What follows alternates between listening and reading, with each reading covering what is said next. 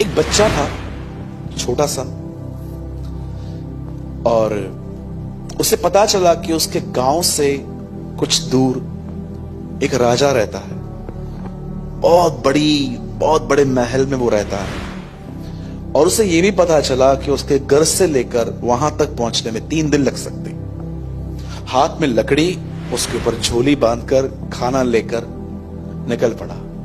1.5 दिन चलता रहा, बहुत थक गया। तब उसे एक बात का करेज थी कि चलो आधा रास्ता तो मैं पहुंच ही गया हूं, आधा और चले जाते। और जिस दिन वो वहां पर गया, राजा के दरबार के बाहर एक दरबान खड़े थे, दरवाजा खोलने वाले खड़े थे। तो वो आया और उसने कहा दरवाजा खोलो। बोला क्यों? राजा से मिलना है। उससे बोला आप नहीं मिल सकते। बोला क्यों? वो नहीं मिलते किसी से भी।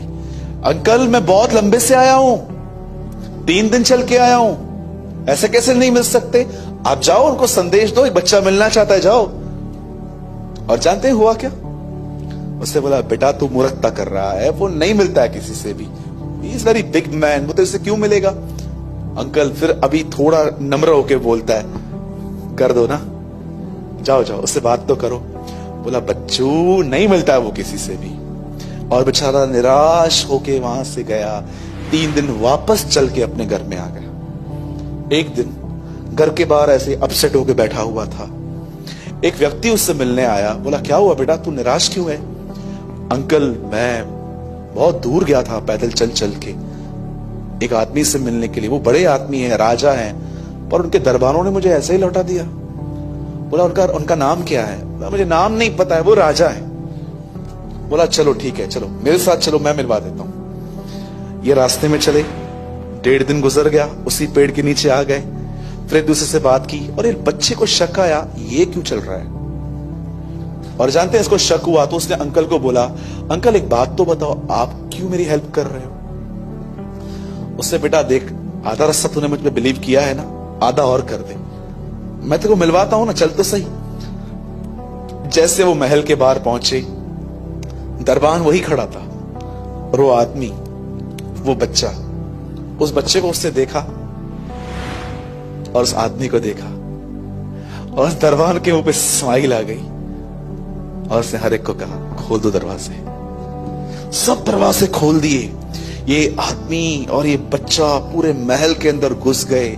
सामने राजा बैठा था अपनी सल्तनत पर। उसने कहा चाबल क्या? वो वहां पर गया, राजा को हक करके आया, गिफ्ट्स लेकर आया, और जैसे वो निकल रहा था दोनों बाहर आए, और उसने बोला यार मुझे ये बता तू कौन है? उससे बोला जिससे तू मिलने आया है वो यहोवा है, मैं उसका बेटा यीशु। बिना मेरे द्वारा कोई पिता तक नहीं पहुंच सकता। जितना घूमना है घूमो, जितना भटकना है भटको। ये मेरी भविष्यवाणी है यीशु मसीह के नाम से, तुम्हें अंत में उसके पास लौटना पड़ेगा। A.W. टोजर ने कहा तुम आज भले उसको गाली दे दो, आज तुम उसके मुंह पे थूक दो, चाहे तुम उसकी आराधना करो, चाहे तुम कुछ भी करो, लेकिन बाइबल कहती है एक दिन तुम घुटनों पे आके उसे प्रभु कहोगे।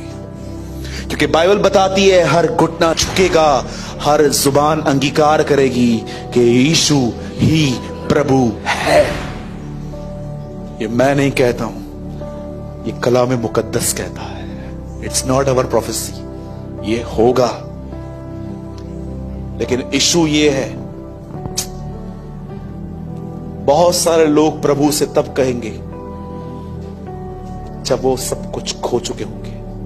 अब जानते हो यूहन्ना ने कब आमीन कहा था? रेवलेशन में वो कहता है पृथ्वी की सारी जातियां यीशु के कारण छाती पीटेंगी।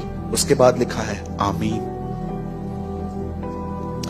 ये वो लोग नहीं थे जो मिनिस्ट्री के नाम पे पैसे ले रहे थे, ये परमेश्वर के लोग थे, वो उसके साथ चलते थे। सिर्फ अच्छी बातों पे नहीं, हर सच्ची बात पे वो आमीन बोलते थे। आप जानना चाहते हो? दिखाऊं ये वचन मैं आपको? It's very tough word. देखो वह बादलों के साथ आने वाला है। बादल मतलब पवित्र आत्मा पर बैठ के आएगा, और हर एक आंख उसे देखेगी, वरन जिन्होंने उसे बेधा था वे भी उसे देखेंगे और पृथ्वी के सारे कुल उसके कारण छाती पीटेंगे। हां, आमीन। बहुत सारे लोग ये वचन नहीं जानते, लेकिन ये होगा। इट इज रिटन, ये होगा। एक ही रास्ता है, यीशु मसीह। खुदा एक ही है, परमेश्वर, और उसी ने अपना बेटा हमारे लिए इस पृथ्वी पर भेजा।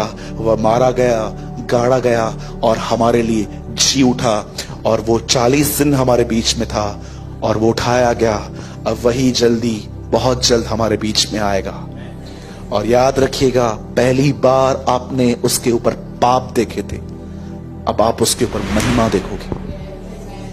क्योंकि लिखा गया है, जब पहले उसने उस मॉकरी एक उसे शर्म का उसने एक ताज पहना था, पर अब वो आदर और महिमा का मुकुट पहने थे। और वो यीशु बहुत जल्द जो जिंदा हैं और जो मरे हुए हैं उन सबों का न्याय करने के लिए आएगा।